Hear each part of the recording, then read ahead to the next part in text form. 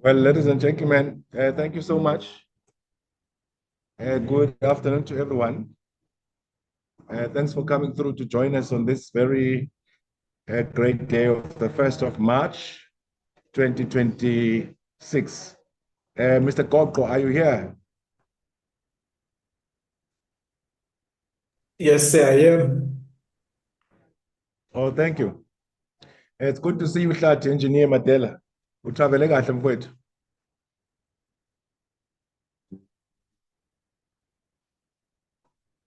Okay. No, colleagues, thank you so much for coming through. I did mention today that the meeting is going to be just generic. I did not remind people to join the meeting this time around. I left it to themselves to know that 5 o'clock we've got a meeting.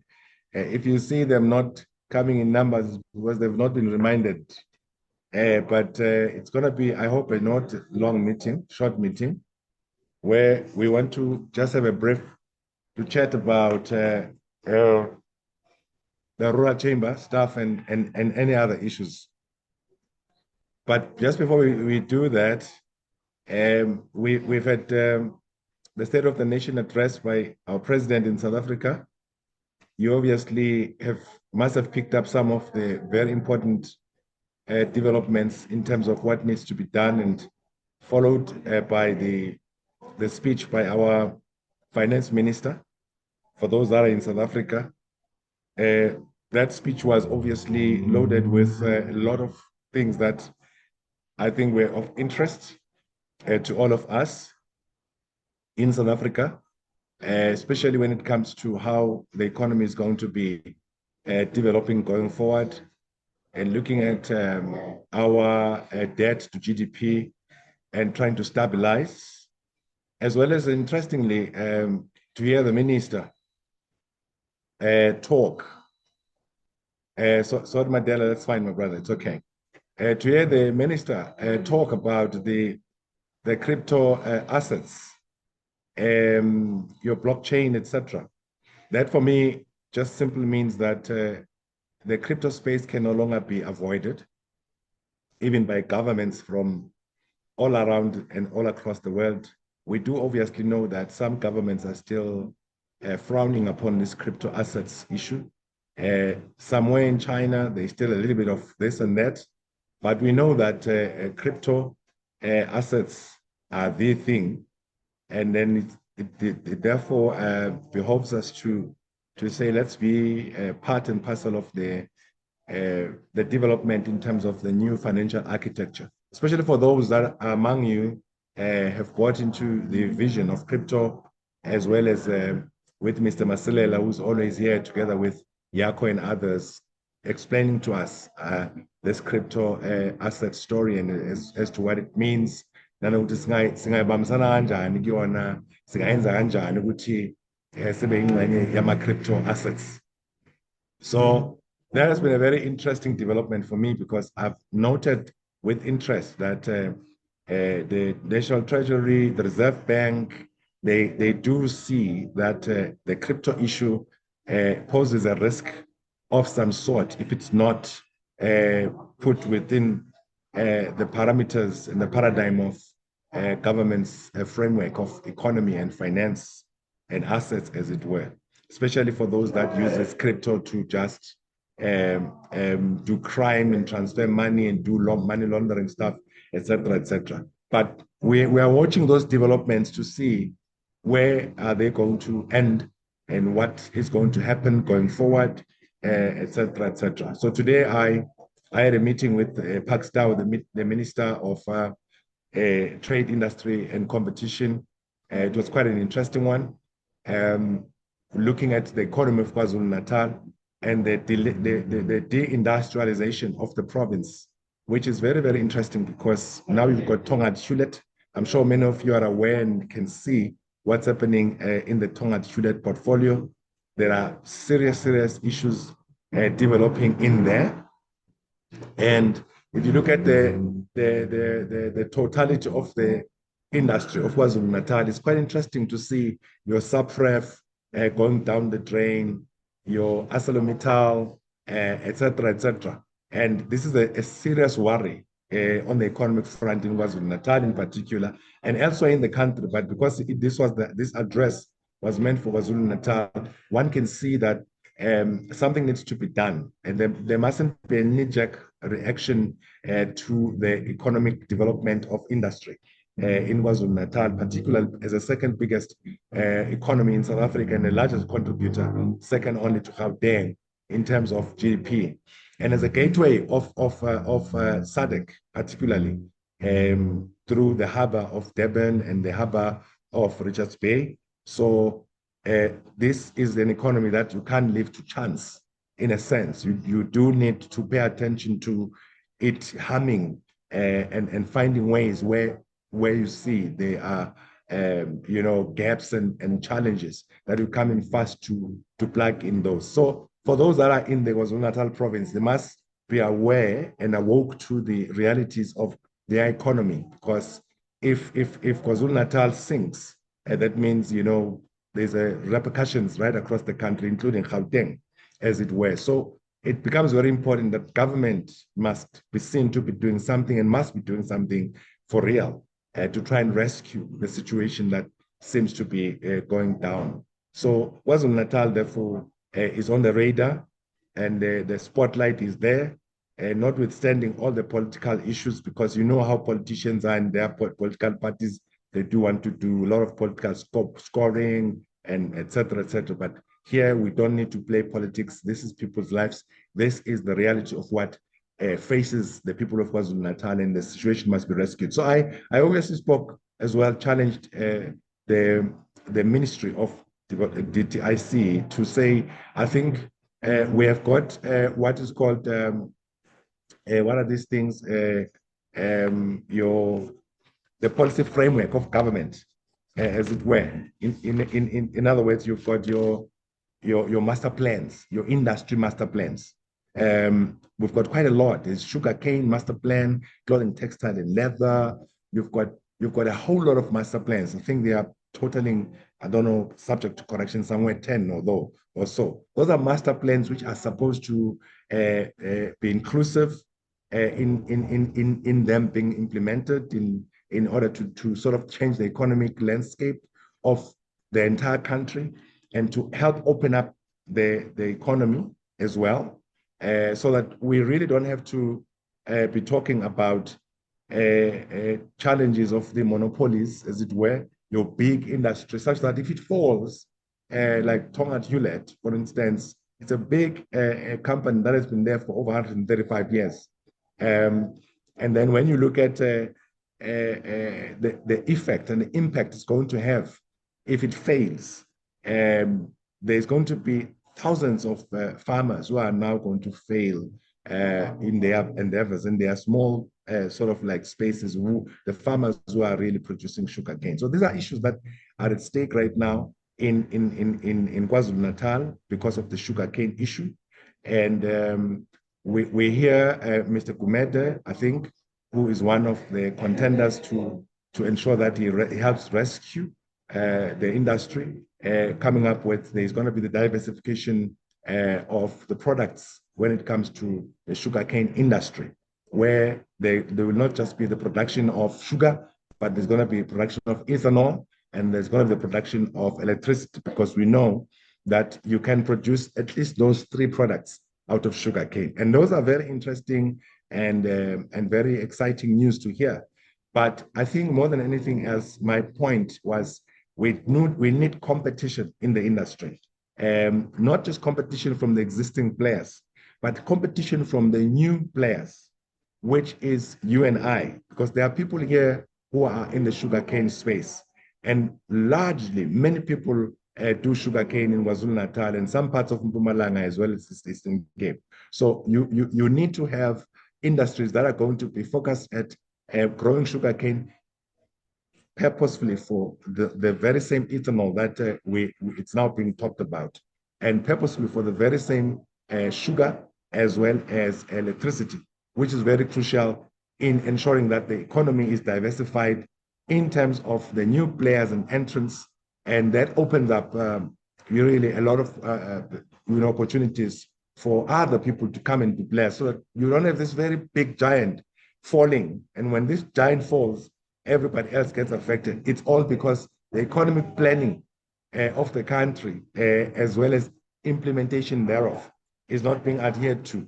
And yet, when you look at all the papers from the National Development Plan to the Provincial Growth Strategic Framework, which is a derivative of the NDP, to all the prescripts of industry within the DTIC, where you have got the IPAP, which is Industrial Policy Action Plan, and where you have got the other sort of like the master plans I've just mentioned. There's a whole host of instruments and policies and all those things which are not really being adhered to. Yona problem is South African njengamanje. I think maybe for those who are inclined politically, fact of the matter is people are very unhappy on the ground with political parties, especially the ANC as a leading political party. And again, my view is everything boils down, besides corruption and other things that have recently surfaced, and thanks to Mkwandazi, who has really been pushing and sort of like pushing the envelope for us to see what has been happening behind the curtain. But the main issue for me is the failure to implement the policy, the failure to implement all of these things that we're talking about. Right now at Dubai Trade Port, we know, I think Samsung, if not mistaken, they've since left. Other big companies are leaving, and that's very sad to see such developments happening. There's a company that once was touted to be doing the phones. The owner of that company apparently just left. And even the president at some point was handed the phone. It's a president who went and opened that very big company, which is Dubai Trade Port, as a special economic zone.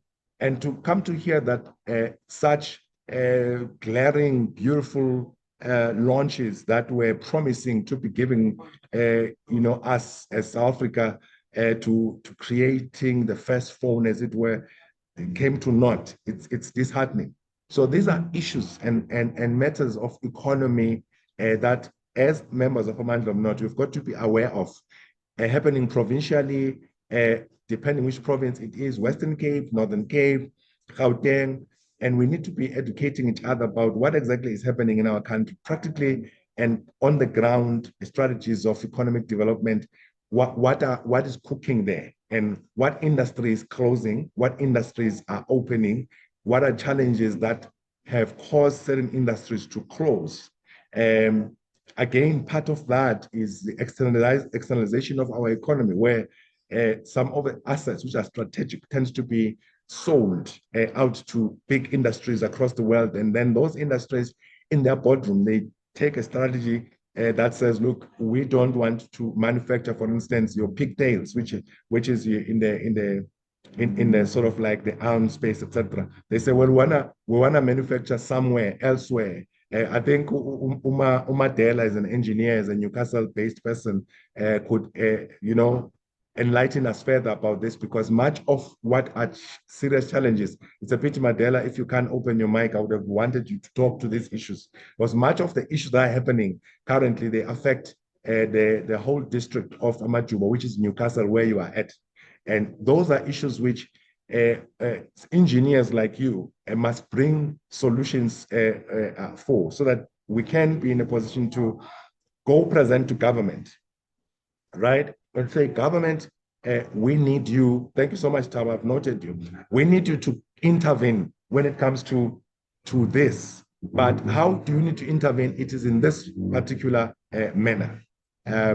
So the issue again of ITALA is one such very sore issue in the community of KwaZulu-Natal. But I understand as we speak, there is now a solution being that has been found to try and help ITALA. ITALA should have been given its own license long time ago, commercial license. At least if it's not a commercial license, your mutual banking license. But sadly, it has not been given this.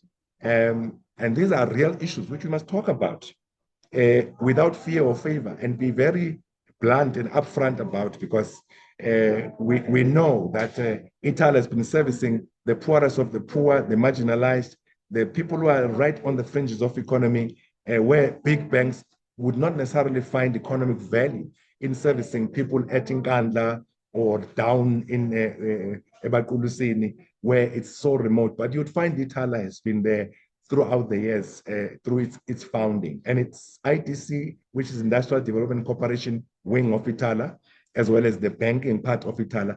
But I'm talking about mainly the banking part of Ithala, which is what has really been having serious problems. And government should have had the political will to give Ithala a license, because it's a state bank, for the people of KwaZulu-Natal to be able to enjoy the benefits of having a bank that is servicing them very close by, like Ithala has been. And many of our, elderly people are still having their 5,000 rand, 10,000 rand stuck in Ithala for over a year now, all because there's not been an urgency on the part of government, I would say national, from Treasury in particular and Reserve Bank, to say, let's resolve this matter speedily, because it's not like this is a new entrant. This is an organization that has been there piggybacking on the infrastructures of ABSA, et cetera, et cetera. So this is, colleagues, I think what is very important, which is happening on the economic front when it comes to some of the broad strokes in terms of the development. And when we are hearing the president talking about we're going to plow so much money for infrastructure development, it really brings these things closer. We have to look at them closer and say, if we're talking real economic development on the ground, as it were, we need to be looking into these things. And again, I've been saying this again with people that dare to hear about the infrastructure development, especially when it comes to water. We know what a serious water crisis. Last year there was a water and sanitation indaba in Sandton, and not in Midrand, I mean at Galaga. And many resolutions were taken there to try and really come up with strategies that would help us as a country which is said to be water scarce.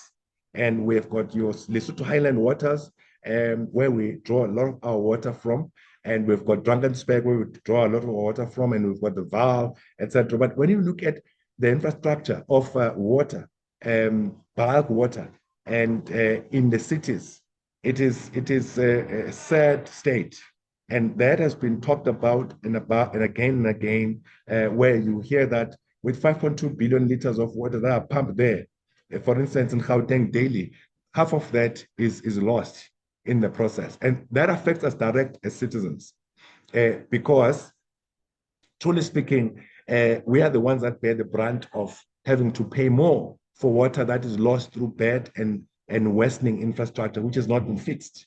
So this affects you directly. You may think it's just up there in Gauteng if you live in Eastern Cape. But I tell you, it affects you direct, because when it comes time for raising taxes and all sorts of things, the government, broadly speaking, looks at, we are lacking here, so that we must raise taxes. And who has to bear the brunt of those? It's yourself. When you're even in the Western Cape or in Mpumalanga, and yet the problem is in Gauteng.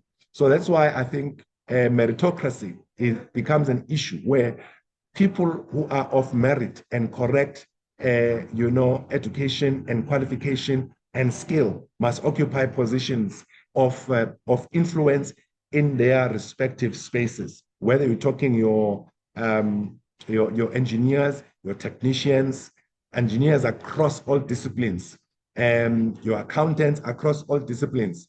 And I think this talks to our, view as we are now looking towards the whole issue of the local government elections that's going to happen towards the end of this year. To say, for those that are inclined to being politicians who like to do politics, they must really take into account that it's very important that we don't get people who are just plugged into positions where they are absolutely useless and they cannot provide any good solutions to what is happening currently in our country. And then now we have another issue. I would like to hear what your views are. I don't know how much of an effect is this going to have on us as a country or as a region. Now the US and Israel is attacking Iran. So we hear that the supreme leader is dead. Some other time ago, he was presumed dead. and then it came out that he was not dead. We don't know whether he's dead for real now. And again, countries like those, because the whole Middle East is shaking because of all this situation, as you all know. For some of us who are traveling, we are not sure whether to travel now or not, because you are stuck in another country and you can't come back because the world is at war. So again, these countries are in the main countries that are producing, large share of crude oil. So I'm sure right now there must be some tinkering and the checking up of the raising of the prices of oil. And the markets are closed a bit in many parts of the world, including South Africa. But tomorrow when we wake up, I'm sure we're going to find that the oil is skyrocketing. Who knows? But generally, this is what happens during the state of war. I don't know. We are in such very, very serious, turbulent times. Maybe, Pagato, I don't know what your take is. What's happening in the US is, would you like to give us some perspective if you are free to do that? And or anybody who is interested in just sharing with us what is their view. Here's your platform.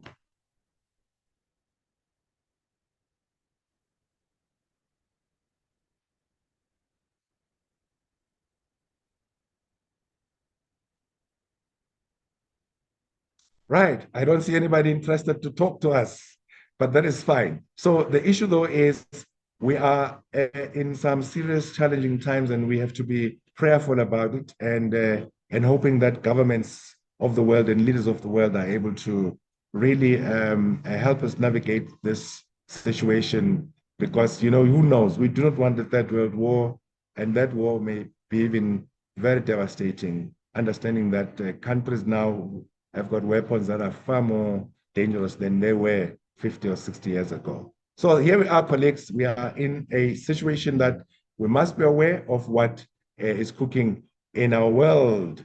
So today, if there is not, okay, I'm not sure if there's any one of you who wanted to share something. Probably the mic isn't opening. Mic is unable to open. Yes, I realized that. Let me see. I'm sure some people would like to. I'm trying to read.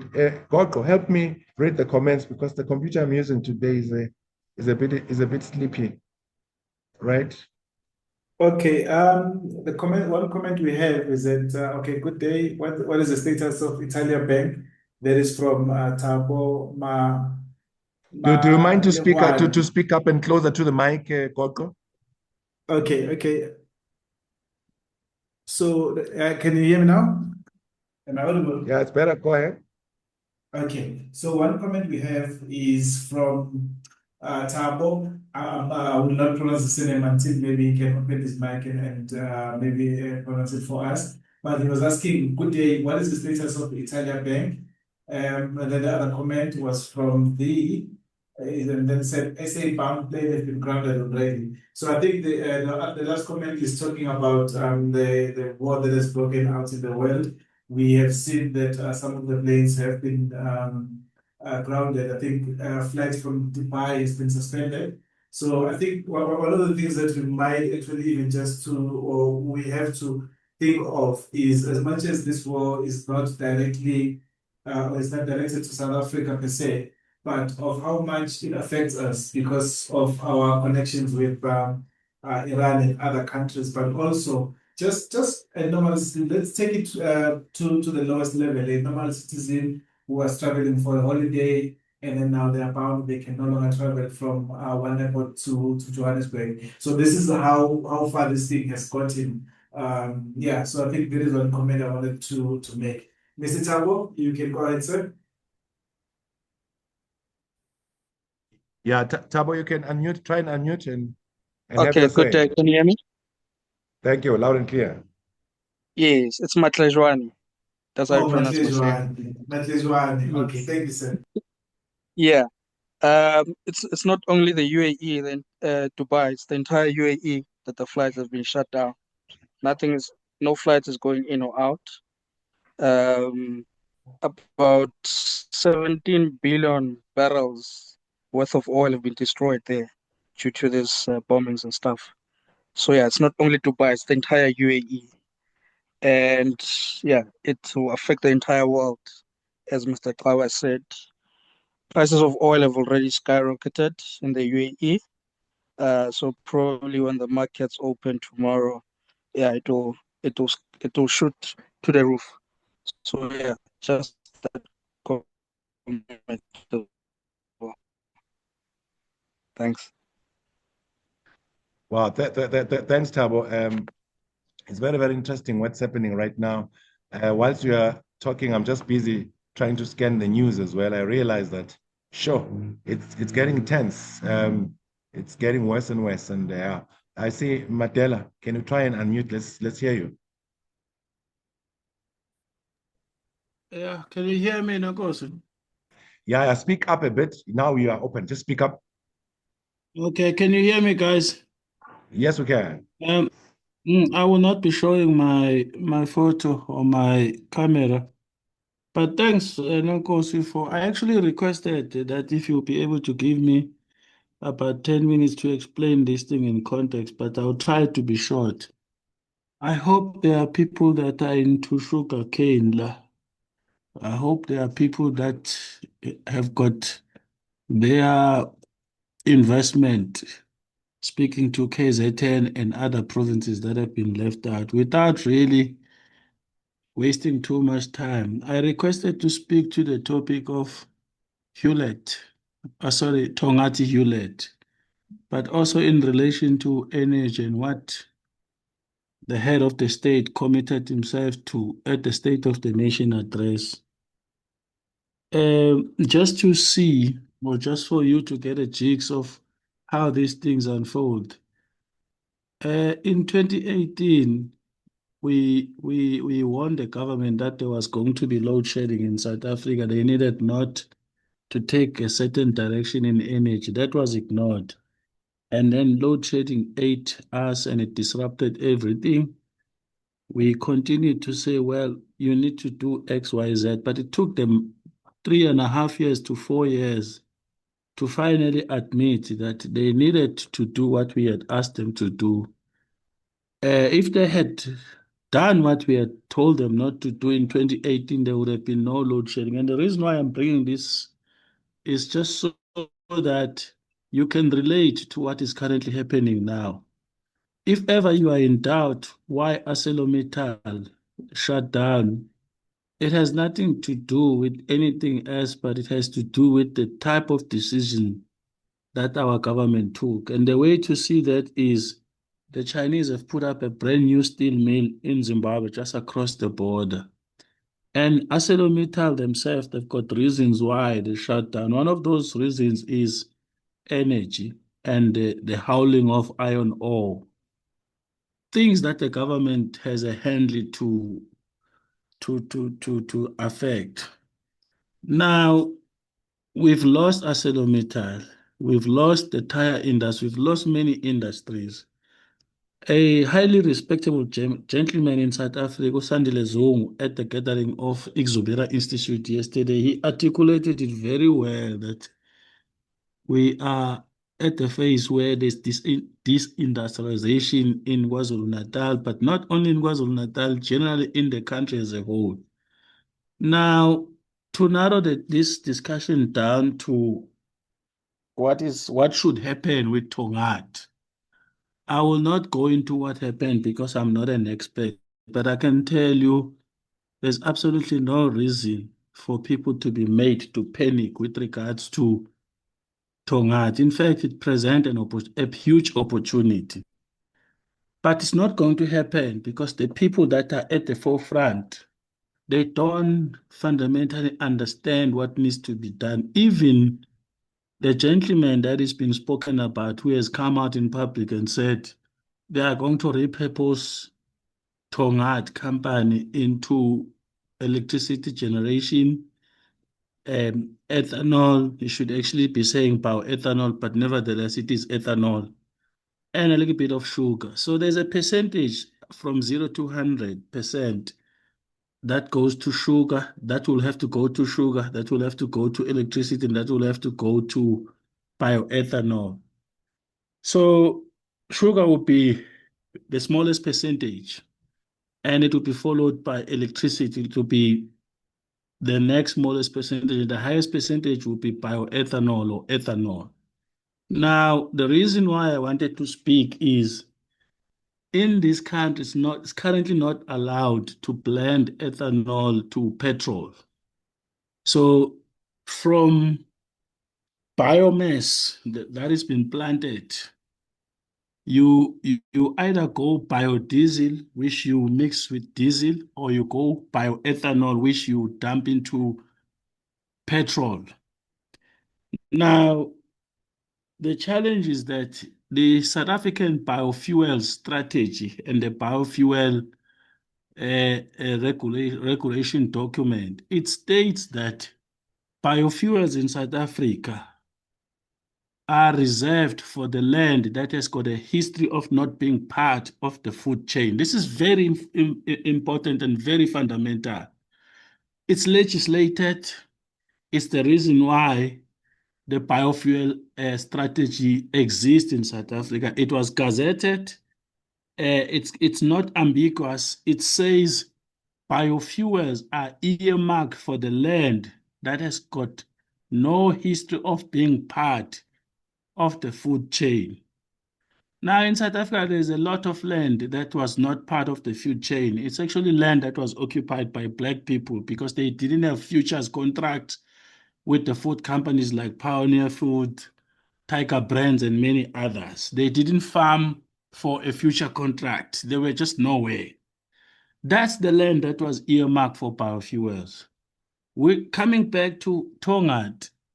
The minute there's sugar tax, the minute there's an agenda that says people need to reduce consumption of sugar, you have to declare the land where they're currently growing sugar cane as not being part of the food chain.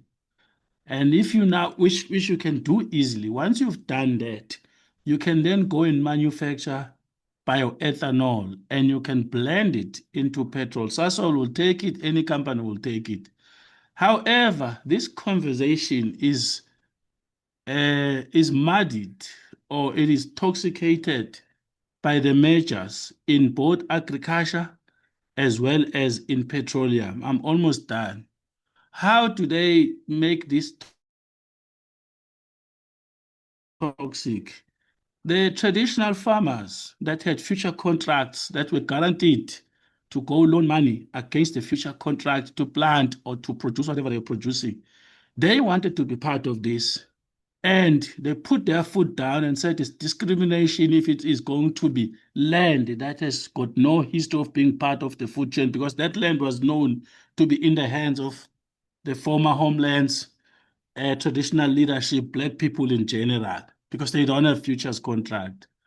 Now, because the government doesn't want to put its foot down and say, you are not counted in this, they are the ones who went there and said there will be no biofuels manufactured in South Africa unless this discriminatory law is removed. Something that is quite common across other industries in the renewable energy space, in other technologies, where people of a certain profile, they get treated according to the legislation. So what I'm trying to get at is, for you guys that are in the sugar cane, your future is in your own hands. You can contact us. You can speak to uGugulethu Xaba of Amandla Omnotho. We could look into this. We can speak to the people that are entrusted with this. They can go to government and force the government to allow Tonga to be repurposed into electricity, biofuel, which is bioethanol, and a little bit of sugar. But until you discipline the people who've got too much power, who now want to repurpose the land that was previously for maize, that was previously for things that they were growing for Pioneer Food. Now they see this industry being attractive, and now they say this is discrimination. And that's why the biofuel is not going to happen in South Africa. All this big talk, it's a hollow talk, because it's not even going to be able to uplift the bioethanol to Brazil. Because one thing that you could do, lastly, if the petroleum majors give you grief, you can actually manufacture it and ship it to Brazil or countries that blend bioethanol. But you first have to go through this discussion to say the land that is currently growing sugar cane for the purpose of sugar can no longer be classified as land that is part of the food chain, and therefore you can repurpose. And if you successfully do that, there will be more demand for sugar cane than there currently is. No farmer, no supplier in the value chain of sugar cane will be left out because it will open up more opportunities. But again, more opportunities that are not part of the food chain. I'll leave it there, Nonkosi. Well, thanks, Ndaba. I think that's very interesting and very insightful. What I would request us to do with you as a leader in this space and a chemical engineer with better understanding of what needs to be done is for us to set up a discussion soon, probably this week, but within these next 2 weeks, where we can take this discussion forward and find ways of, number one, sharing information, because we wedding Monday, I think last week, and I interacted with a lot of people there who are sugar cane farmers who were literally crying about this whole situation, really not knowing what's going to be happening next, etc. So you can imagine the level of anxiety and panic that is out there when it comes to people who are farming, as well as those with much bigger space of land where they need to farm. I'd like us to have this discussion, Madela, so that we can give more of meat to it and give you more time together with your fellow engineers and other experts to talk, to treat this subject further and not just leave it, because like you are saying, this presents an opportunity for us to look into creating other industries here. And that for me will be very, very crucial so that we can take it forward. I spoke to Parks, like I said, who's the minister. We can take it forward to him because the discussion today was exactly about that. If we can try and do that, I will be very happy. I see someone who has opened the mic. Mandela, you can come in. Can I just add, what is going to be beautiful if you book that session? I will make sure that there's a representative from Sasol, because Sasol has been in KZN a number of times in Swaziland, asking people to plant for biofuels because it's part of the reduction of their environmental emissions. So they've given up because they've gotten no response. So I'll make sure that I bring somebody from Sasol who deals with biofuels, therefore bioethanol. But also what I'm going to do, I'm going to send to the group the 2 biofuels document. One of them is a biofuel strategy. If they are long, please read them. If you are in the sugar cane, you want to survive, read them. Those documents are on your side, that you are the one who should actually make a decision that you want to take that sugar cane and repurpose it into bioethanol. You will have to speak with one big voice, but it's all in that document. I'm going to post those 2 documents into the group and you will forward them. One of them is biofuel strategy. I'm forgetting the other one. It is where all of this is well articulated, which land should go to biofuels. But Sasol is very much interested. I'll bring Sasol with. Thank you. I'll make sure that after this session we talk, because this is very, very important and urgent. We are working with our colleagues from MIT, from the state, and I'd like to actually make sure that they get invited and be part of the discussion, because we are working cross-border as well in Eswatini, where we want to do the biofuels. That Sasol person is very, very crucial, Mandela. I can't emphasize that more, because that's what we want. And the fact that they've given up, they shouldn't have. We are here. We want to make sure we actualize this, because these policies, they just aren't useful if they're just gathering dust. There's someone with a hand up, the user. Thanks, Mandela. I'm going to talk to you after this. The user. Sorry, I don't have your name. It's just written the user.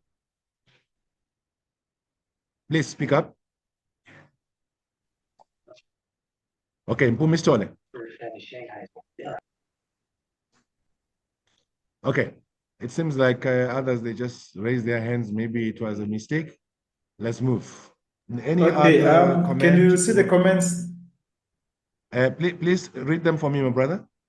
Okay, so one or users mentioned name change of KwaZulu-Natal to KwaZulu. What effect will it have on economy in this province and in South Africa as a whole?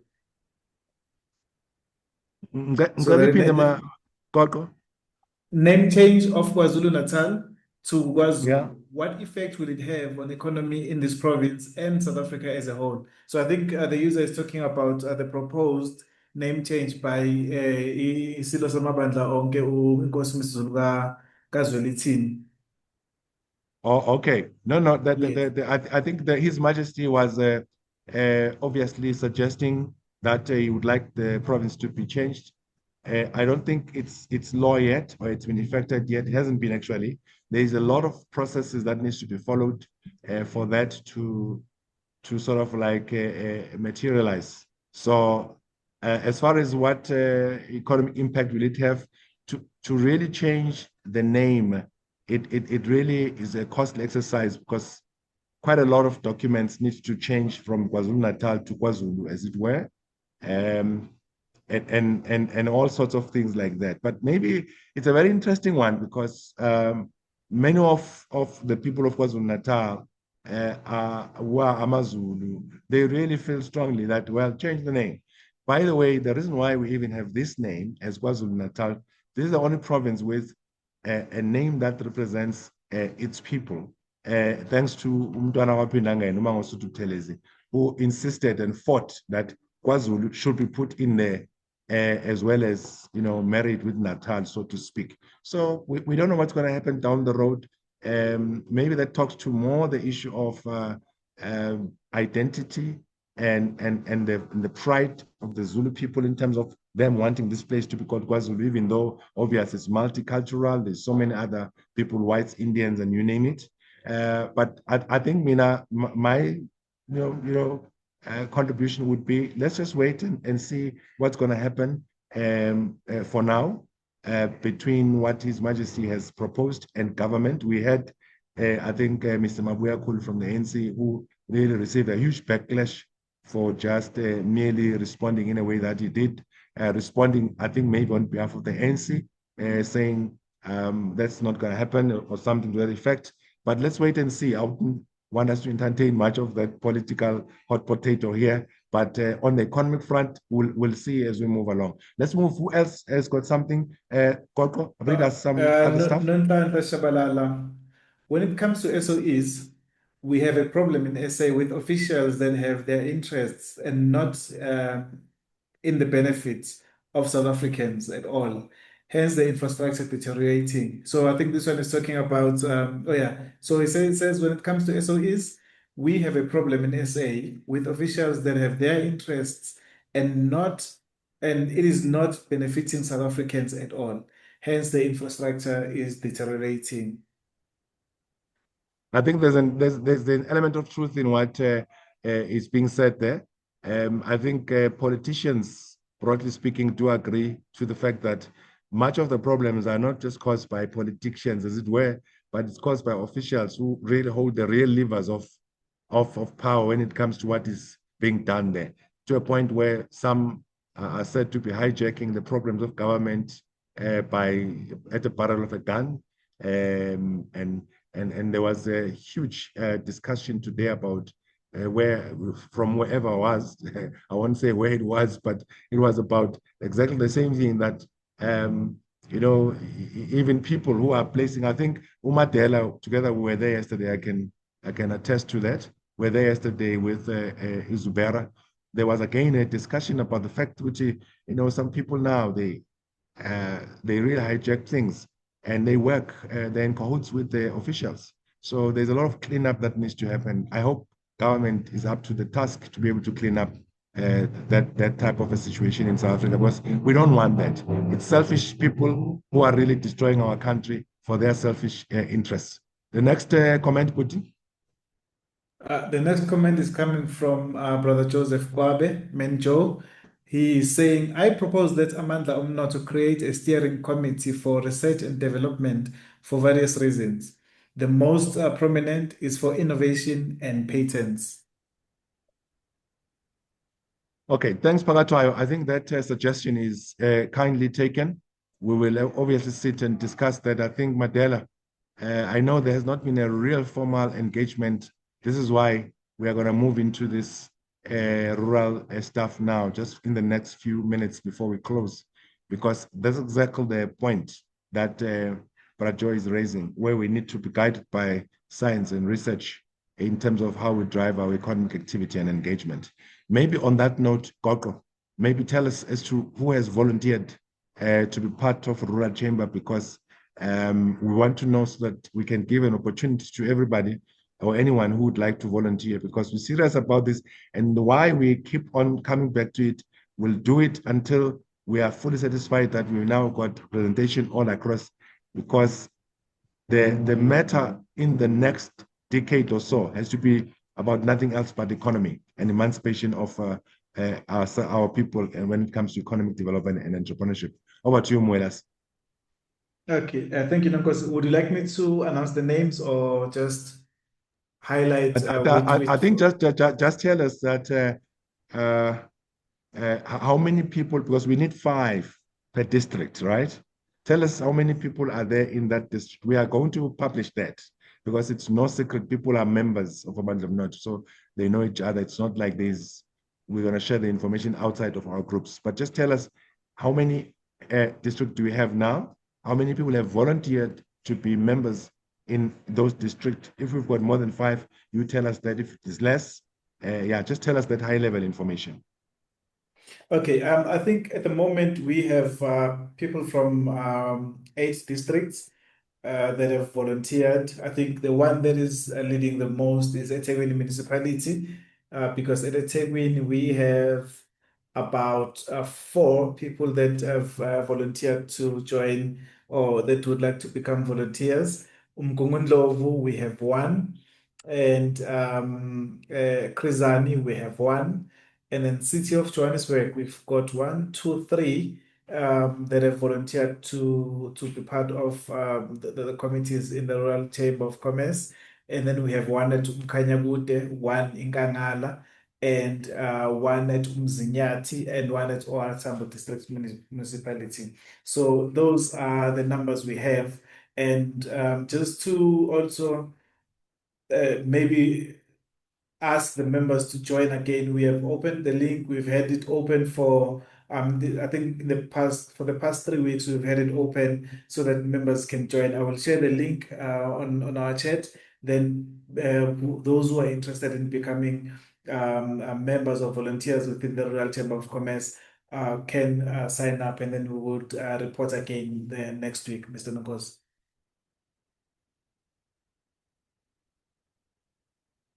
Can you repeat the last district that you said after Umzinyathi?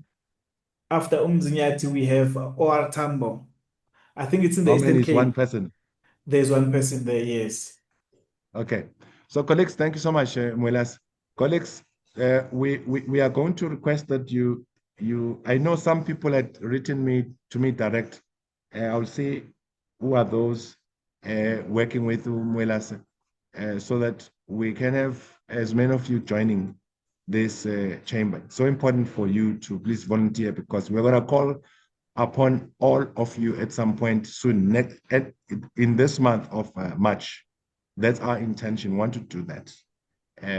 We'll call all of you virtually, because we're going to address you, and we're going to give you a whole lot more information that you'd need, like we discussed already. I don't want to reiterate what we said last time. Otherwise, I'm going to be sounding like a broken record. Mwelasa? Yes, I just want to reiterate the fact that it is important for those prospective members to join using the link, because we ask certain questions that will help us or that will guide us as the Rural Chamber as to when we do those engagements that you are mentioning. It will help us to know who's doing what and where we can possibly place people according to their skills and according to their interests.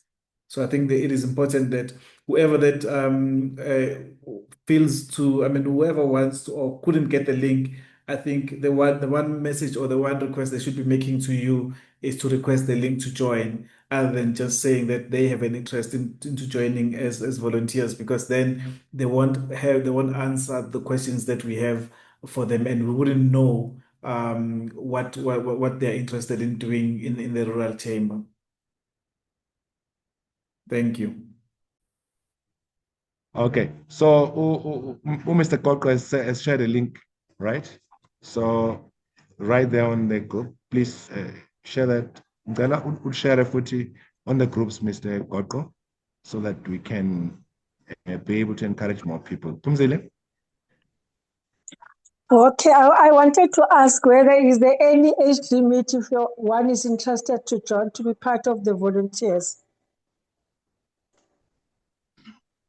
So Phumzile, ngicela uphinde umbuzo sis. Or I wanted to ask whether is there an age limit if one is interested to join, as I'm a pensioner but very interested in joining one of the as a volunteer in one of. I'm a pensioner too, Sis Phumzile. No, that's not a problem. We are very much free to join, ma. You are very much free to join. Yeah. Yeah, so because thank you so much. I'm in Johannesburg, and again I'm in under Uthugela. Oh, I've got two residents okay. like Babu Baba, yes. Oh, that's good. Oh. Please just Okay. click that link. Yeah. We do need veterans. Okay, thanks. Right. Thank you. Okay. Colleagues, Thanks so much. Okay. Anybody else Thank with you. any question or comments before we close?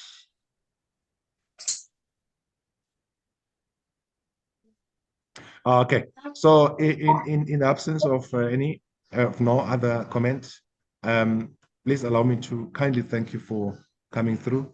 The very crucial meeting is going to be with Mr. Madela and the team. I want this meeting to happen this week. Be on the lookout for that.